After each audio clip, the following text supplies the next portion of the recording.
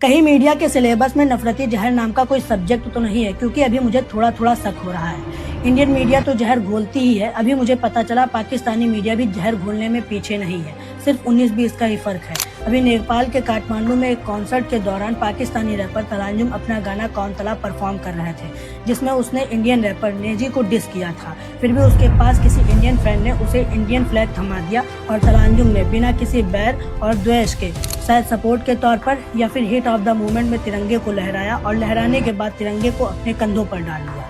मुझे लगता है इतनी ही क्लिप चाहिए थी मीडिया को। पाकिस्तानी मीडिया ने पूरा पाकिस्तान सर पे उठा लिया और पटक दिया तलांजुम के सर के ऊपर।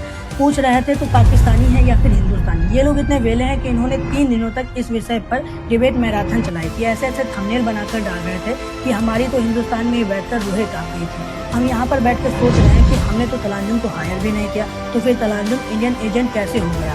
वहाँ की मीडिया इतनी भली बुरी बातें बोल रही थी तलांजुम को, फिर भी इस पर तलांजुम का इतना ही कहना था कि एज अ आर्टिस्ट मेरे दिल में नफरत के लिए कोई जगह नहीं है और मेरे कला की कोई शरहद नहीं है। अगर झंडा उठाने से ऐसा होता है तो मैं फिर भी करूँगा। टू एवरीबडी जिसको मेरे किसी भी एक्शन की वजह से उसका दिल दुखा है, मैं बिल्कुल माफी मांगूंगा। क्योंकि हालांकि मजबूरन इसने माफी मांग ली है, लेकिन इससे पहले इसने कभी पाकिस्तान और भारत के बीच मैत्री भाव नहीं दिखाया है और इसने कई बार भारत को ट्रोल करने की भी कोशिश करी है। लेकिन सच्चाई अब यही है कि आम लोग, खासकर नई generation, rapper, athlete, artist, youngster, दोनों तरफ के लोग इस नफरत से ऊब चुके हैं। इन सभी लोगों को पता है बॉर्डर तो नेता, मौलवी और मीडिया वालों ने बनाए हैं।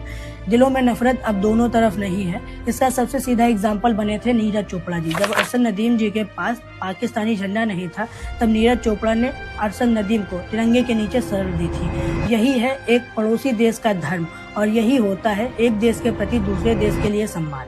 लेकिन फिर भी जैसे एक हाथ में 5 उंगलियां बराबर नहीं होती हैं, वैसे ही दोनों तरफ के लोग निकम्मे हैं, जिनको एक ही काम मिला है नफरती बीज बोने का। और पाकिस्तान का इतिहास में जैसा रवैया रहा, उसको देखकर 100 बार सोचना पड़ता है कि पाकिस्तान से दोस्ती का हाथ बढ़ाया जाए या फिर नहीं। और आंखें बंद करके इसके ऊपर विश्वास भी नहीं कर सकते, क्योंकि कभी कभी नंगी आंखों से साफ साफ नहीं दिखाई देता है। पता नहीं कब सलवार से तलवार निकाल कर भूल गए।